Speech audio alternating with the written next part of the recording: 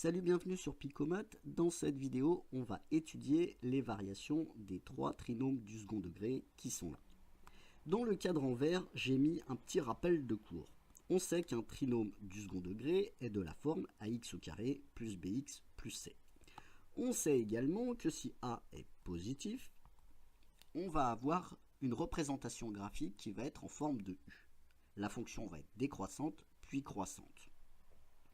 On sait également que si a est négatif, on va avoir un tableau de variation qui va être comme indiqué là, c'est-à-dire que la représentation graphique va être une parabole en forme de u à l'envers. Ce qui nous manque en fait, c'est le sommet de la parabole. Alors il y a deux possibilités, soit tu connais ça par cœur avec les formules, soit il faudra passer par la forme canonique. On commence par le premier exemple, f de x égale x au carré moins 2x plus 3. Je peux faire le début du tableau de variation. X va varier de moins l'infini à plus l'infini. Il n'y a pas de valeur interdite pour un trinôme du second degré. Je peux toujours calculer son image. Sur la deuxième ligne, je vais mettre les variations de f. Ici, a est égal à 1. 1 est un nombre positif. Donc on va se trouver dans le cas A positif. Je vais avoir une représentation graphique en forme de U. La fonction va d'abord être décroissante, puis croissante. Au bout de mes flèches, ici, qu'est-ce que je vais indiquer? Je vais indiquer plus l'infini, plus l'infini. Et comme je disais tout à l'heure, ce qui nous manque, c'est les coordonnées du sommet de la parabole. Soit tu connais ton cours par cœur, et tu sais que l'abscisse du sommet est égale à moins b sur 2a. Dans le cas qui nous intéresse, moins b, alors ça sera moins 2, divisé par 2 fois a, on a dit c'était 1. Ce qui nous donne ce qui nous donne l'abscisse du sommet est égal à 2 sur 2, c'est-à-dire 1. L'abscisse de mon sommet va être 1. L'ordonnée du sommet, c'est facile, c'est l'image de 1. L'image de 1, on peut la calculer, c'est égal à 1 au carré, moins 2 fois 1 plus 3. J'ai simplement remplacé x par 1. Ce qui nous donne pour l'image de 1, 1 au carré, c'est 1, moins 2, plus 3, c'est-à-dire 2. Je peux remplacer f de 1 par 2. Voilà. Donc là, j'ai le sommet de ma parabole. Si j'ai oublié les formules, comment est-ce que je m'y prends? Alors ça, il faut en passer par la forme canonique. Nous avons x au carré moins 2x plus 3. Alors, si on veut utiliser la forme canonique, si on veut mettre sous forme canonique, il faut utiliser les identitaires marquables. Et là, il faut constater que le trinôme du second degré commence par x au carré moins 2x, qui est le début d'une identitaire marquable. Alors, ce qu'on va faire, on va écrire x au carré moins 2x, c'est le début de l'identitaire marquable, mais on va l'écrire entièrement. C'est-à-dire que l'identitaire marquable que j'ai reconnu, c'est x au carré moins 2x plus 1. Sauf que je n'ai pas le droit d'écrire que c'est égal à f de x, puisque j'ai modifié des choses. Alors, ce que je vais faire, je vais mettre plus 1, moins 1. C'est comme si j'avais rien fait. Il ne faut pas que j'oublie le plus 3. Le plus 3 qui était juste au-dessus. Là, ici, j'ai vraiment f de x. J'ai juste rajouté plus 1, moins 1. J'ai reconnu mon identitaire marquable. Alors, je vais la factoriser. f de x égale x moins 1 au carré. Et il ne faut pas que j'oublie d'ajouter moins 1 plus 3, c'est-à-dire plus 2. Voilà. Donc là, j'ai ma fonction sous forme canonique. Comment trouver les coordonnées du sommet avec ça? Là, il faut réfléchir 2 secondes et tu vas voir, c'est pas très très compliqué. C'est un raisonnement à tenir et puis c'est utile de savoir faire un raisonnement. Je sais qu'ici j'ai un minimum. Quand est-ce que ma fonction va être minimum? Quand est-ce que x moins 1 au carré plus 2 va être le plus petit possible. Déjà, le 2, je ne peux pas le changer, il sera toujours là. Mais ce que je peux dire, c'est que x moins 1 au carré, pour qu'il soit minimum la plus faible valeur qu'il puisse avoir, c'est 0. Puisque c'est un carré, c'est positif ou nul. Alors la plus petite valeur, c'est quand x moins 1 au carré égale à 0. Qu'est-ce qui se passe quand x moins 1 au carré égale à 0? Ben, x moins 1 est égal à 0. Un carré qui est égal à 0, ça veut dire que le nombre il est égal à 0. Ça veut dire que x égale à 1. Donc là, j'ai l'abscisse du sommet de ma parabole sans formule. Maintenant que j'ai l'abscisse, après je peux calculer f de 1 comme tout à l'heure. Tu vois l'idée? Donc tu n'as pas besoin des formules. Alors si tu les connais, c'est mieux, ça évite de calculer une forme canonique, mais si tu ne les connais pas ou si tu as oublié, ce qui peut arriver, on peut s'y retrouver. On va passer au deuxième exemple. Le deuxième exemple, c'est g de x égale 2x au carré plus 4x plus 7. Je peux faire son tableau de variation. X va varier de moins l'infini à plus l'infini. G. Alors comment il va être G? Il suffit de regarder le coefficient devant le x au carré. Ici, c'est 2. A est égal à 2. A est positif. Si A est positif, on se retrouve dans ce cas-là. On va avoir une parabole en forme de U. Je mets les flèches. Au bout de mes flèches, ici, en moins l'infini et plus l'infini, je sais que c'est plus l'infini. Voilà. Ce qui nous manque, comme tout à l'heure, c'est les coordonnées du sommet de la parabole.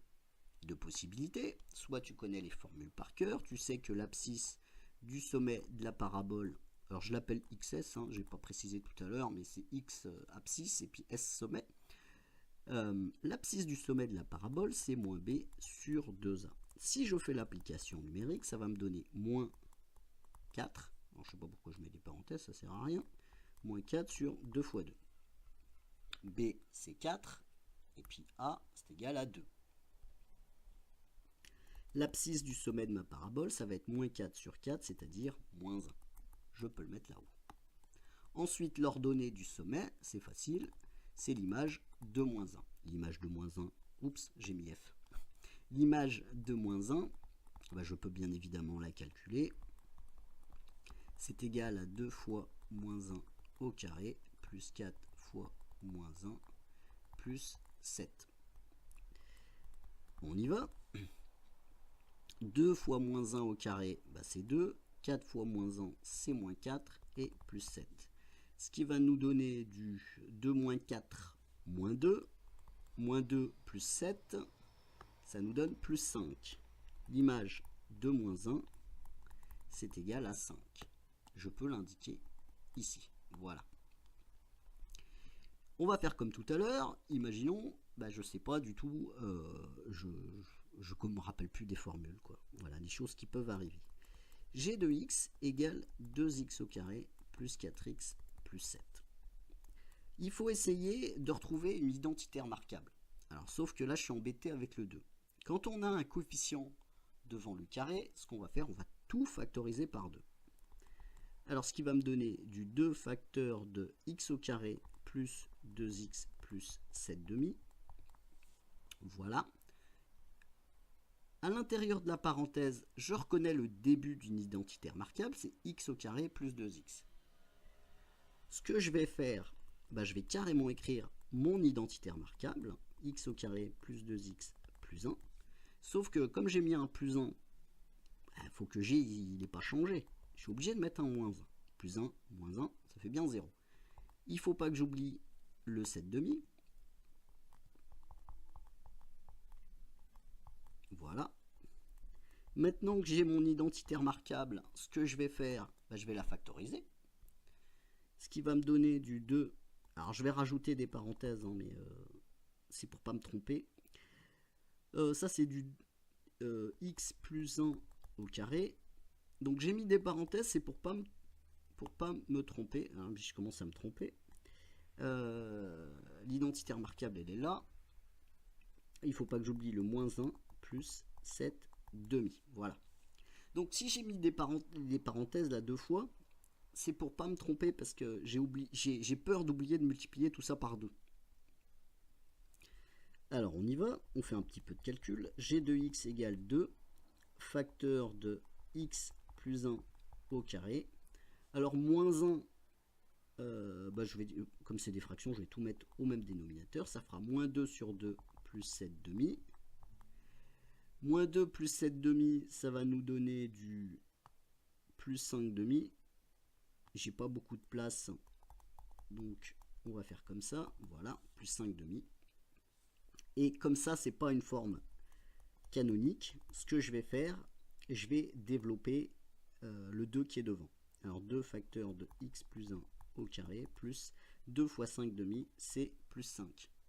Et on retrouve bien, attends, je vais t'expliquer. On retrouve bien les coordonnées de notre sommet. Alors g de x est égal à 2 facteur de x plus 1 au carré plus 5. Voilà, ça c'était la forme canonique de ma fonction. Je sais qu'il y a un minimum. Le minimum, quand est-ce qu'il va se produire?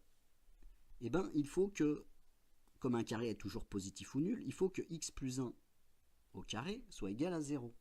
Donc en fait, on a x plus 1 au carré qui est égal à 0 quand on est au minimum. C'est-à-dire que x plus 1 est égal à 0 et que x est égal à moins 1. On retrouve bien le moins 1 de là-haut, même en ayant oublié ces formules. Ensuite, pour l'ordonnée du sommet de la parabole, on calcule l'image de moins 1. D'ailleurs, on peut très bien voir ça autrement. Je vais te montrer un autre truc. À partir de la forme canonique. Le minimum, c'est quand x plus 1 au carré égale à 0. Ça veut dire que tout ça est égal à 0. Donc, l'image du minimum, c'est 5 qu'on voit ici. Voilà. Donc ça, c'est une autre façon aussi de voir les choses. C'est bien de pouvoir voir les choses de plusieurs façons différentes. Dernier exemple, h de x. Troisième exemple, h de x égale moins 1 tiers fois x au carré moins 10 tiers fois x plus 2 tiers. Le tableau de variation, ça va être tout simple. X va varier de moins l'infini à plus l'infini. Sur la deuxième ligne, je vais mettre les variations de h. Je regarde le coefficient a. A est égal à moins 1 tiers. A est égal à moins 1 tiers. A est négatif. Si A est négatif, je vais me retrouver avec un u à l'envers. La fonction va d'abord être croissante, puis décroissante. Au bout de mes flèches en moins l'infini et plus l'infini, qu'est-ce qui va se passer? On va avoir du moins l'infini. Quand x est un très grand nombre négatif, on va avoir du moins l'infini. Et quand x est un très grand nombre positif, on va avoir du moins l'infini également. Le souci, comme tout à l'heure, c'est quelles sont les coordonnées du sommet de la parabole. Soit je connais ma formule par cœur, je sais que l'abscisse du sommet c'est moins b sur 2a, b est égal à moins 10 tiers et a est égal à 1 tiers. Je fais le calcul et puis j'aurai l'abscisse du sommet de ma parabole. xs égale moins 10 tiers divisé par 2 fois moins 1 tiers, c'est-à-dire que l'abscisse du sommet c'est moins, ça fait plus. Au numérateur, j'ai 10 tiers et au dénominateur, j'ai moins 2 tiers. Je peux simplifier par 3, je multiplie par 3 en haut et en bas. Il me reste 10 au numérateur et moins 2 au dénominateur. L'abscisse du sommet, c'est 10 divisé par moins 2, c'est-à-dire moins 5. J'ai l'abscisse du sommet de ma parabole. Maintenant, si je veux l'ordonnée du sommet de ma parabole, comment est-ce que je vais faire ça? Je vais calculer l'image de moins 5. L'image de moins 5, c'est moins 1 tiers fois moins 5 au carré, moins 10 tiers fois moins 5, plus 2 tiers. L'image de moins 5, ça va être moins 1 tiers fois 25, ça va être moins 25 tiers. moins et moins plus 10 fois 5, 50 tiers plus 2 tiers. Alors, ce qui va me donner l'image de moins 5, moins 25 plus 50, 25, plus 2, 27, ça me donne 27 tiers, c'est-à-dire l'image de moins 5, c'est 9. Donc je connais le maximum. Si j'ai oublié les formules, ou si je connais la forme canonique de ma fonction h, comment est-ce qu'on s'y prend? Alors déjà, nous, on va chercher la forme canonique de la fonction h. Quand on a une forme canonique, là on est embêté, on a moins 1 tiers. Ce qu'on va faire, on va factoriser par moins 1 tiers dans un premier temps pour y voir plus clair et pour pouvoir faire apparaître l'identité remarquable. Moins 1 tiers facteur de x au carré plus 10x moins 2. Alors je crois que c'est ça, on va vérifier. 1 tiers fois x au carré, ça donne bien 1 tiers fois x au carré. 1 tiers fois 10x, ça me donne bien moins 10 tiers fois x. Et ensuite, moins 2 fois moins 1 tiers, ça me donne bien 2 tiers. Ça va, je ne me suis pas trompé. On peut poursuivre. X au carré plus 10x, il faut que je vois ça comme le début d'une identité remarquable. Moi, ce que je vais faire, au lieu d'écrire 10x, je vais écrire 2 fois 5x. Voilà. Comme ça, j'aurai du a au carré plus 2ba plus... Alors, ce qui me manque, en fait, c'est le plus b au carré. Alors, on va le faire apparaître. h de x égale moins 1 tiers facteur de x au carré plus 2 fois 5x plus 25. Là, j'ai mis mon b carré. Sauf que j'ai mis un plus 25. Faut que je mette un moins 25. Sinon, ça sera plus la même fonction h. Il ne faut pas que j'oublie le moins 2. Et là, j'ai fait apparaître une identité remarquable. Je vais pouvoir factoriser mon identité remarquable qui est dans la grande parenthèse.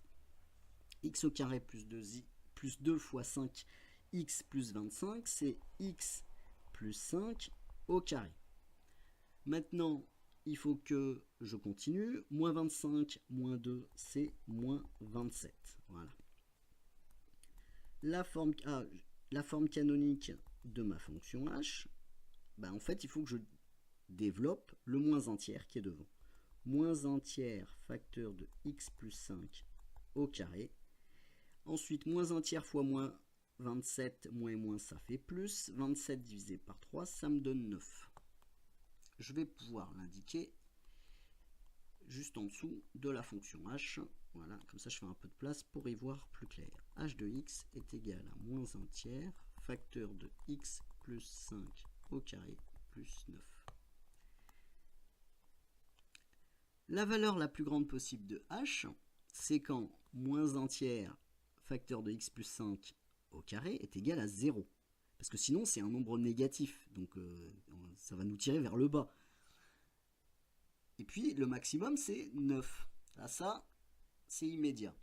Maintenant, quand est-ce que moins 1 tiers facteur de x plus 5 au carré égale à 0? C'est quand x plus 5 égale à 0. C'est-à-dire quand x est égal à moins 5, qu'on retrouve là-haut, même sans formule. Voilà. Donc, c'est tout pour cette vidéo. Je te dis à bientôt sur Picomat.